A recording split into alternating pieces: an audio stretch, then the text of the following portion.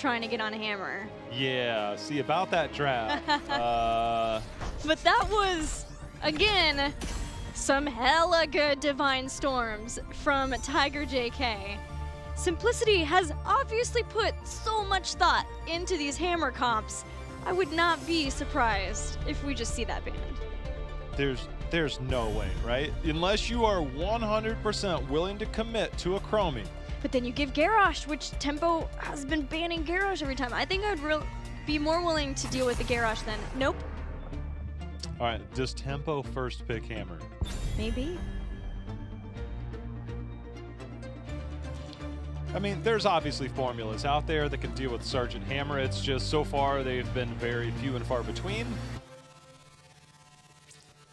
Hanzo is one, but I think Hanzo needs a lot more around him to make that work. Johanna, obviously, I think does okay. Murden, as we saw, did stack up pretty decently. Maybe not the Haymaker had the impact that they had hoped for. Genji seems like a likely ban here. Yeah, there it is. So okay. Here we go. The intentions have been made clear. All right. That's another hero that can jump on there. A soft Haymaker. Yeah, I was gonna say, you don't have a Haymaker, but you do have the hammer, as does the Simplicity. Hammer Deckard together.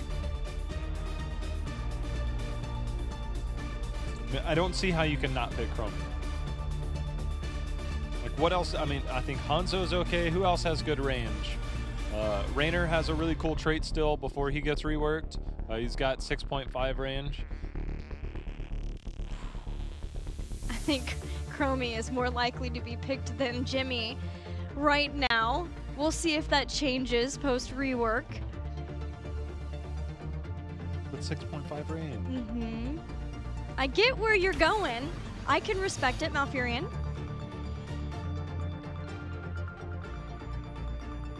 Is there any...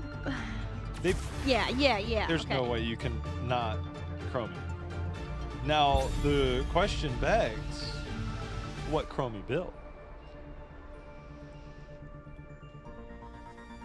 Because we've seen multiple versions of it. And Mobius Loop seems to be a must. Yeah, I looked. They're the exact same cooldown. Neo Steel Plating and Dragon's Breath. So if you want to make sure that you are getting max value out of it, you Mobius Loop. But it's whether or not you want to increase the damage by going the Dragon's Breath build fully, like Big E did.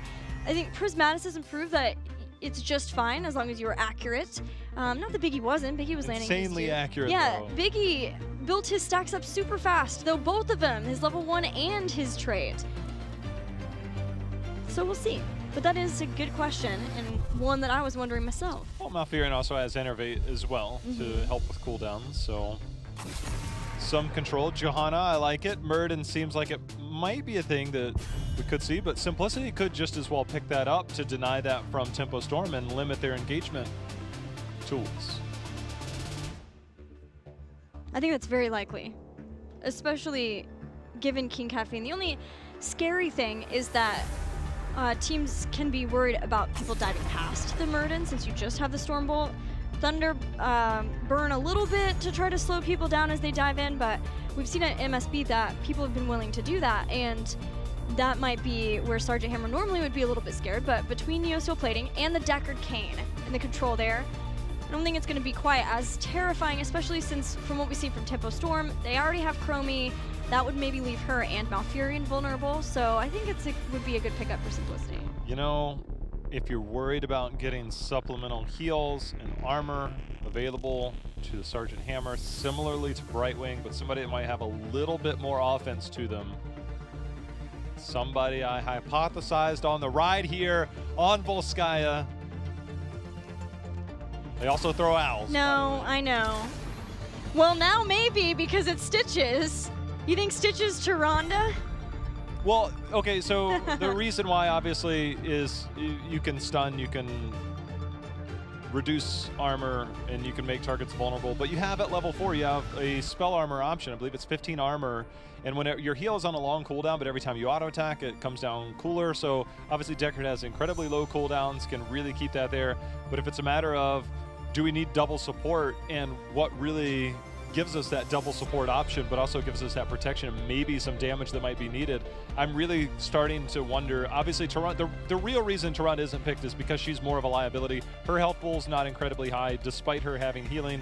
If she becomes a liability, you can still only heal one person from their main support, so just brainstorming. Also, wave clear, linear drafts. There's your Hanzo from Tempo Storm. That's 2 long-range options. Yes. Hanzo missing one of those extra ranges. He's now in full Jimmy territory. But you can charge up Stormbow to get the extra range from that too. I wonder if that could be a thing, is to maybe Stormbow go build? Stormbow build at level 1 to ramp that up. I've seen a couple players build fully into that, even with spell power at level 7 Mene. Well, this is a great map for it. If you, I mean, you got to hit all targets. They're going to be right there. They're not going anywhere. Last pick for simplicity. Now that they have Stitches, I know that it's been hosty playing Sergeant Hammer, but I wonder again. Gorge is a whole lot more fun when you have a portal to go through. Yeah.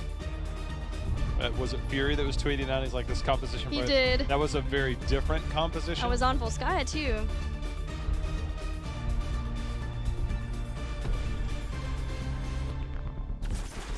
Jaina. So getting a little bit more frontline control, a little bit more burst damage, so not willing to commit to any type of double support. Making sure to just kind of bring the pain in there. A K1 special, we know him to definitely play that, so that solves that riddle. Not the hero I might have been expecting, but definitely gives you a lot of damage in frontline control. Yeah. I wasn't expecting Tyrande. I was just hypothesizing because, you know, an audience of 1 is cool in the car, but I've got an audience out there that can also think I'm crazy for thinking about Tyrande in this situation. Yeah, you gotta spread the good word of Tyrande, of the Owls, the Parliament. I think she's got a place. I really do. Small place, but it's there. Could have been here, but, and with K1 Pro, could have been that pick too. But it's funny, I was like, racking my brain, are they going to do a secondary support here? Do we see some change up with a Medivh finally making his way back to the Nexus for NA HGC? What could it possibly be? So flexible. The world is their oyster. It's K1 Pro. No, it's Jaina. Yeah. K1 Pro, Tyrande. Probably the last time. I think they ran the Rexar Tyrande comp the last time I saw that. Oh, yeah. If I remember, yeah, the Rexar Tyrande comp on Tomb of the Spider Queen. They ran that multiple times. With Dream. Yeah. My Dream. A name I haven't heard in a while. You put him on these teams and you know you've got everybody that has been around for quite some time. Except Ben, he's the new guy. Rocking the Chromie with the standard build. But as you've said before, accuracy is going to be key. Always is for these skill shot heroes, though. One nice thing is, of course, sieging up gives you a tool to make your accuracy a little bit better. They're not moving too fast. Especially not till level 7. And then it's still not too fast. I think the one thing that Jaina does here, it allows Stitches to go into that dampen magic at level 1. He's one of the few heroes that still has the traditional dampen magic, but it mitigates spell damage. And pretty significantly, you can see when that spell shield goes up. So dealing with that momentary splash damage from Chromie coming in is something to go into. Shando's Clarity level 1 is something that June has been known to go into sometimes, and here you talked about giving some cooldown reduction. This is going to give cooldown reduction for Innervate, as long as June's got his regrowth going, and it's June. He is a Malfurion master, so he'll be able to give those cooldowns and allow Chromie to shell out even faster, as well as, of course, give her mana to supplement that. Cattle, of course, always changing up his build. This time going third win, making sure to survive a bit longer on the points. No stacking of that Q talent in this game likely will be Avatar, but the way that we've seen some adaptations, maybe it's get healing at these levels and then make room for Haymakers. We see Cattle going up against Blaze there in the bottom. Him and Zuna facing off as we've seen them many times over the years. When we used to see a Honkono Muradin with a Haymaker, it generally was, though, more of the everything else is going to be survivability, and then you could feel more free for a Haymaker. Hook hits Glaurung. Great body blocks, too. The Scroll of Sealing. Avenging Rats out right at the bitter end. And that's Yrel doing what she does best. is by doing what she doesn't do, and that's die. Mm-hmm. So not too bad there. Definitely a scary moment there, but Jaina obviously the major threat there. You got to imagine if that's level 7, you got the cooldown reduction on that Q. Maybe 1 or 2 more pokes there would fit in that and get the kill, but early game, maybe even a little bit of slam damage, but again, Dampen Magic was the pickup, so a tanky hero like that, very hard to take down. A lot of times what we see from Tempo Storm is a rotation up to this heal camp. They haven't done so yet. Respecting that early game kill potential from this team, also the hooks. Kind of makes them sitting ducks trying to sit around that for not only the hooks, but the Sergeant Hammer too. Tempo Storm have been notoriously absent from that heal camp, instead just trying to make the appropriate rotations around to get their assault camp and get ready for this first control point, which as always is in the mid. You know, one thing I'm curious about is how many people took note of Rich at Mid-Season Brawl on Hanzo's level 4. This was one of the maps where I guess it probably makes the most sense. It's the Untold one, the one where you can clear heroes just by or not heroes, clear minions with that auto attack. But for several seconds after that, you get added auto attack range. And against the Sergeant Hammer, those minions are right in your territory to go over, get that auto attack, get the insta kill, and then turn to have that extra auto attack range. And I wonder if people might have picked up on that on Mid-Season Brawl. It was only played in 1 game. I believe it was actually unsuccessful in that game. But you start thinking about Hammer on the other side, that might be a tool that Hanzo could use going forward. Oh my gosh! That hook! What a combo! Zuna and Cap, calm down!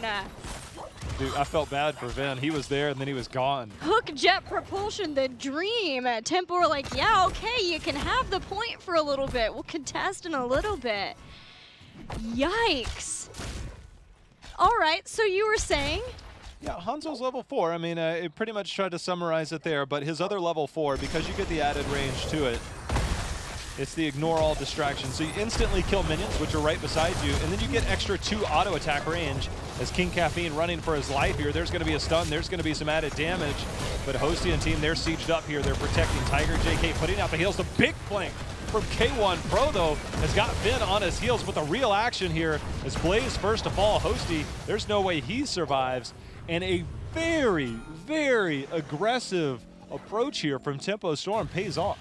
Tempo willing to get right back into the action now, not allowing Simplicity to take this for free. Only 53%, so they jumped onto that point as quickly as they could after losing Vin.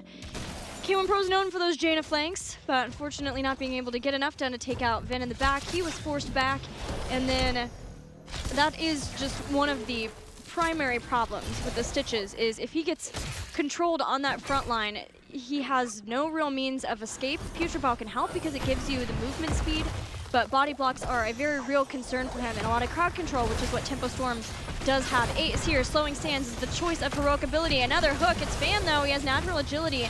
He'll make his way off the point. Holding point, but it's contested. This will go to 99% or anything else. Yeah, King Caffeine, it's, I would say stuck in mud, but he's stuck in the slowing sands there. The turrets facing off against each other, those are cleared up. Simplicity and team, they're going to hold point. Cap needs heals. He did go amplified healing, so that's going to help. There's going to be the hook into the jet propulsion. Cattle turns around with a little bit of stun of his own, but the Dragon's Breath hitting 3 members there, keeping Simplicity at those low health bars, Gillen. Yeah, that is still with Mobius Loop too. You can imagine the damage done with Dragon's Eye, but still having the Dragon's Breath in. Deckard Cain is just not able to heal this team up in the same way. He has sustained healing, but you're asking for a lot when multiple people are getting hit by a single Dragon's Breath. So finally, Tempo Storm walk away with the first Protector, and they're going to walk that straight up to the top lane. They also have a level lead over Simplicity as they work toward getting heroic abilities off this Protector. Yeah, a lot of times, you know, we'd see that rotation between mid and top, but you do take a little bit of damage going towards that mid. They actually took quite a bit of damage there from the Jaina poke, but I wonder also with the changes to that experience if we might see an adaptation to ignore that mid lane and come up. You get more experience now out of the full top lane push into the fort, but K1 Pro letting him know whose territory this is. Puts down the spray, and this Protector, only 7% left. K1 Pro, though, I'm pretty sure is dead now. Especially with that root. 10 here, Alfurian thinking about it. Hosty trying to boost his way out. Tempo Storm are going to be able to get a fort from a first protector, which is very nice to be able to say. Look, I thought K1 played that really well, and then he just walked forward and he felt overconfident, I think, at that moment.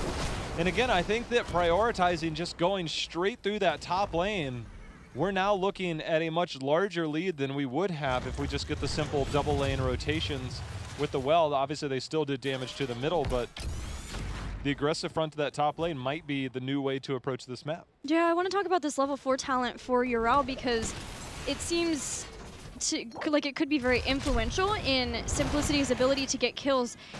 There is no real cleanse for Tempo Storm. They have Nature's Cure, which we talked about some of the drawbacks to that. But having this Hand of Freedom gives 50% movement speed to an allied hero and then also removes slows and roots from them. And what we've seen is a hook into an immediate jet propulsion. Use that afterward and it's going to function to give them movement speed.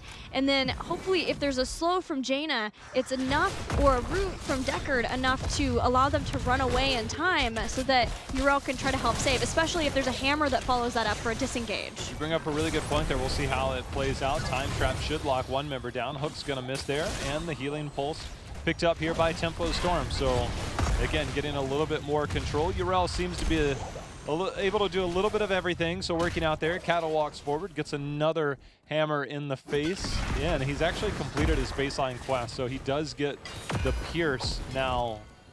Again, did not go into that level 1 quest though, so no bonus damage. K1's about halfway through getting improved Ice Block, and Chromie's sitting at 39 stacks. Simplicity picked up a Lornado instead of the Stay a While and Listen that I was expecting should Tempo Storm dive in on a Poor Stitches in the same way before. But we've also seen Stay a While and Listen and Putrid Bile have some anti-synergy, because if the Bile's already down and you try to stay a while, people are going to wake up really fast, so you're just not kind of getting the same kind of effect you would like. If I'm walking around in Putrid Bile, I'm probably getting woke too. Nice knockback. Waiting around for the second control point, which will unlock in 30 seconds. Tempo have 13 that Simplicity is lacking. We'll see if Simplicity can try to get some structural damage done. Often when this happens, when a team goes for the opposite lane, the other team just goes down, either fully engages on it or leaves one and then just defends at the fort so that nobody gets anything past the towers. And because the towers don't give enough comeback experience, you basically guarantee yourself that you're going to get that protector without any engagement. Well, there's going to be an engagement as the Storm Arrow, or the Dragon's Arrow, is going to hit Tiger JK. The focus there does walk away for the moment. Putrid Bile used as the disengage. I think the problem with this is that 13 so far away. Tempo Storm, had they got the kill, would have been great there, but they also have a camp pushing top lane. I feel had they put any amount of pressure towards that lane, maybe clearing one or a second wave, could have taken the keep wall, and then they could use the protector going forward to take that keep. They opted not to give up too much bot lane control since the next control point is down there, so some decision making going in here, but with time to spare due to that major experience lead, definitely something that they're trying to see if they can make in their favor. Well, Simplicity saw that the camp was taken to get the turret. Hanzo's showing bottom too, by the way. So this allows Simplicity to get on the point for a little bit of time, though Tempo Storm can step forward and try to siege down that mid fort if they want. They have plenty of time to get back to this the control point, and in the interim, they steal away to get a turret, which just fortifies their positioning even more once they do decide to strike. Well, Tempo Storm is coming back fully loaded, Gilly. They've got the healing pulse, they've got the turrets. No longer the talent tier advantage. They're going to rely on those items that they love to prioritize. Everybody's making their way up. There's going to be a hook. There's going to be a stun. The healing pulse is there. Ardent Defender says no healing pulse needed, but that save button no longer there. We'll see if Simplicity can get another crack at this, whether Tempo Storm can take second protector of the game.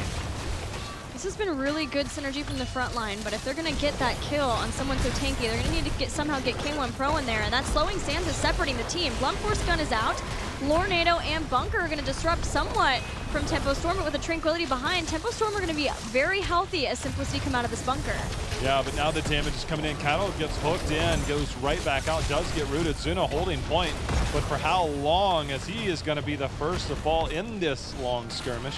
Posty trying to hold position, but Uses those thrusters, backs away, and now Tempo Storm an opportunity. I was surprised that Simplicity didn't back away, regroup, and then try and send it to overtime because the percentage was on their side. They were the ones in control, but they stood on there, they looked to fight. The bunker went down very timely because King Caffeine, Deckard could not heal enough. Deckard was putting everything into keeping Stitches alive. But now, Tempo Storm, second protector of the game. That experience lead goes from 1 to 1.5 to, well, we're sitting at 2.5. By the end of this skill, it'll probably be around 3. That was just some excellent macro play from Tempo Storm that they go through the mid. They had that lane pushed out. They were patient. They got both turrets so that though they did give a fight to Simplicity on even terms, they were confident that they could take that fight. Getting that 1 kill just barely gave the 16 with this, which makes this a whole heck of a lot worse for Simplicity to try to stop. Featured Violet going out, trying to buy a little bit of time. They want to keep the keep alive, but it is already incredibly low, sitting at about 20%. But so is the Punisher. They're trying to get the range damage down. Minions are here. They need to clear those up if they're on the side of Simplicity. But Tempo Storm not prioritizing that Q from the Protector. They ended up prioritizing it on the heroes. There it goes. Keep still not down. If someone went down from that, possibly Tempo could have stepped back forward to get it, but it's still so low, and the minions are coming back in. They draw Simplicity out. Simplicity need to be very careful here. Well, they also have Chromie. We've seen similar rotations where you just kind of go make something else happen on the map. In the minute 1 or 2 people show, but there's going to be a hook in on Urel. Again, Ardent Defenders there. And Chromie continuing to drop bombs. That keep is so low. It's such a priority. Will Tempo Storm be punished as they are in a brawl here for the last several seconds? You could see Vin clear in the bottom, dropping the damage, the Dragon's Breath on the keep, and Simplicity just hoped that they could get kills on someone else while they were at the fact. The keep finally went down. Tempo Storm are okay to leave the location now, very happy that they got a keep, and it's in the opposite lane of the next control point, which is even harder now for Simplicity. No Dahaka this time for Zuna. You could see the vision coming out was definitely to see if they could come in for the invade here on the turret, and it is still here. Chromie dropping bombs from distance. Lornado's trying to lock people out, but Cattle able to walk away. He comes back in, gets a little bit more damage onto Zuna. And this experience lead, this talent tier advantage is heavily working in favor of Tempo Storm as they're in complete control. This is one thing we do love about Simplicity, though. They know when they need to take these fights that are disadvantageous because they're not getting any better. And unfortunately, this team is way split. Jaina's top, Sergeant Hammer's mid, and the double tank at the bottom. They might survive for a little bit with this bunker. In fact, they do survive, but it was perilous, especially for King Caffeine. He just takes a heavy fire every time he tries to step forward on the Stitches. It's been a tough go of it on that front line. I mean, you got to give him credit, though. He's held on in several clutch moments from the healing of Deckard Cain. It's just the firepower in return of the hammer. Jaina has not connected. They haven't had the opportunity. They had the really good hook into the root in a couple of those moments early in the game, but those have not been there for quite some time. I'm wondering what we see Jaina get here. We've seen a lot of both Northern Exposure and Numbing Blast. If they want to get some frontline damage, we expect Northern Exposure, but not, we're going to see them focus on getting Numbing Blast there for more of the lockdown. Simplicity, this is the fight that they want. Tempo Storm are going to give it to them. Hosty ends up being a priority target. He's trying to get away, uses the thrusters to dodge damage. Ardent Defender soaking up a lot of that Blizzard. The Water Elemental is out trying to do damage. Fight split on several fronts here. And this Healing Pulse is still a point of contention, and it looks like it's finally going over to Tempo, but there's going to be a hook in. Cattle Dwarf tosses out, dodges the jet propulsion there from Zuna. Control point active. Simplicity might be on their last leg, though. Yeah, 19 to 16, they have to keep fighting. They're going to have heroic abilities back pretty soon. Tranquility, Avatar, Dragon's Arrow, not a whole lot was used from Tempo Storm to get that heal pulse. Well, I think the one thing that is always a little bit weird, because we normally see that rotation down to the bot lane to get some priority, and they ended up having to commit a lot to the top. Taking a Protector all the way from the bottom of the map to that top lane does generally, you lose quite a bit of health. Speaking of losing health, King Caffeine trying to survive, getting the healing potions, not able to get the bunker down in time. So King Caffeine falls. You can see the desperation of K1 Pro going in forward, trying to get some damage, but it is all for naught, and Simplicity starting to fall apart here. Yeah, they're going to lose a whole lot more. And part of that was King Caffeine with the Stitches was very separate from the rest of the team. He wanted to get on the point. He wanted to fight on the point. But again, he's playing Stitches. It's a lot more about bringing the kills to your team, not necessarily hopping on top of that point, though you do get a lot with the slows of your Putrid Bile. Still, the separation was made more severe by Tempo Storm by Glaurung. Glaurung went to the back, knocked Sergeant Hammer back even farther, and it was so far away, Zuna had to slide in to try to drop that bunker, and it just wasn't in time to save King Caffeine. Now Caff is the lone survivor left to try to defend versus Tempo Storm. As we do have Blaze now, though, too. It's still, they're going to get one shot left to defend, but it's versus 20, and it's going to be versus the Protector. Yeah, I mean, this is the situation now. After that team fight, the bot fort is now no longer an issue. Neither is the keep wall, and the probability of winning at this point in the game, Gilly, this is a much stronger situation for them to be in. The Protector, your win probability at this rate, when it's 20 tier to anything other than 20, and all you have to do is go through a keep and the core, it's about 99%. I mean, you could almost put it in the books at this point, but Tempo Storm, they're going to load up. They've got turrets, they've got Chromie in here, they're going all in, and it looks like they're actually just not even going to go through the bot lane. They are going to take this all the way to the top, and with a minute and a half left, you got to imagine this is just a little bit of a formality here for Tempo Storm. I almost wonder with a different set of heroic abilities, like if Stay a While and Listen maybe would have had better ease of locking down Glaurung, because the Glaurung, he wasn't really like killing anybody too much. He was splitting up the team a lot and causing, just being a general nuisance to those backliners. Tiger JK first to fall, Sergeant Hammer the second. Tempo Storm, much more control in this game. Play of the game fan. He's like, look, I don't really want to die here, but I guess I got to. But the Protector is the main point here, is the core already down to 80%. Dancing around this. The Protector, though, not prioritizing the core at this point, just kind of playing with their food, something we know Stitches likes to do. The Tempo Storm going to go up 2-1 here. And we figured out the Hammer composition. Yeah, back to my point, I just wonder if something else, like maybe a Gorge with a lot of focus on the Gorge with the Stay a While and Listen on everyone else to try to get a kill on someone. Obviously, Ardent Defender is going to be a problem. You'd have to stop the Avatar or the Dwarf Toss out, but maybe something more focused on the isolation instead of those... Stay a While and Listen into a Ring of Frost? Yeah, that's also what I was thinking maybe, but... if nothing else, you could use that Ring of Frost to get more, pack more punch from someone from a Gorge, but I think the bigger problem was just that Stitches in general has a very hard time with that much crowd control and getting onto the point and then leaving too when you need to back up and re-engage. And Jacker Kane trying to keep his Stitches healed up, it was tough for him. Yeah, I really like the Hanzo pick at the end of that. You get extra poke range. Obviously, the longer auto attack range, you can step in, scatter arrow, the storm bow, things of that nature do have better poke. So pairing that with the Chromie, and again, with Stitches on the other side, Stitches isn't necessarily going to hard engage into that. In your composition of a Hammer and Jaina, there's no way to really get in there, right. And a lot of those targets were just way too beefy. So the counter, I guess, is to match range with range, and then Cattle on that Muradin, very, very tanky, as is Yrel. Yrel was never dying in any of those situations. The Ardent Defender, the minute Blizzard comes down, you're just like, well, I'm just going to stand in this once I pop Ardent Defender, because the more damage it does, the more healing I do, and the less damage you're going to do overall. So a lot of control on the front line. It seems like maybe a little bit of an answer here by Tempo Storm. So though Tempo Storm lost on Towers of Doom, they seem to have been able to make it through the Sergeant Hammer comp.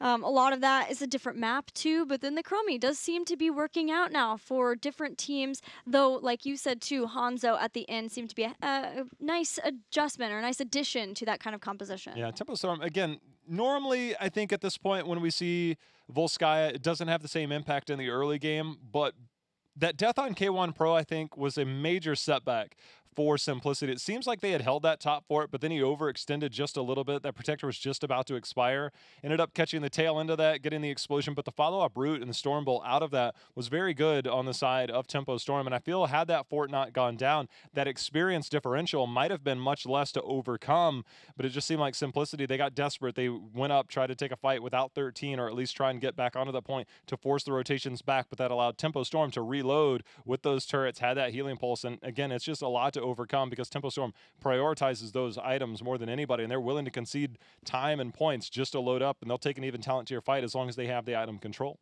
Well, make sure you guys are continuing to cheer in the Twitch chat for your favorite teams in this series and our final series of the evening as we check in with our total cheers. We are starting to get closer and closer to 14 million cheers. Thank you all so much for cheering for your favorite team, supporting them, and the HGC cheer system. Back to your point, Jay, how not only in this game, but even on Towers of Doom, when Simplicity eventually won the game, there were a few deaths that happened that felt very similar to that kind of death. Maybe just a little too hasty in that the plays that they were wanting to make, making sure that you're grouping up first. Even the Stitch's death at the end, right? Very hasty to get onto the point and the rest of the team getting separated away with that kind of comp. So we could see that Simplicity has put a lot of work in and they are making great adaptations, but can they contend with this world-class team in these final 1 to 2 games? We'll have to see. Up next, we're going to be going to Tomb of the Spider Queen. What do you make of it? Well, it's a tempo pick, and I think it's something that with Simplicity, they love that first pick. They had the opportunity to pick the map, but I think they picked the 2 maps that they felt most comfortable with, running those hammer comps. Now they've got to discover something else. If they want to go back down the chain route, it's there, but you know there's going to be a high priority on that Johanna for these teams, and I think more so on the side of Tempo Storm, but obviously comfortable going back into things like Murd. And I just wonder, is the Garrosh ban priority still there for Tempo Storm? This is generally one of Garrosh's better battlegrounds, but again, playing around that, the Johanna in particular, the Jaina are things that definitely come to mind, but not just on Simplicity side, but also on Tempo side. Yeah, Blaze too. I think that's going to be something that Simplicity is going to want. Again, for Zuna, it feels like a very Zuna-esque hero, though we might see another Ural from them.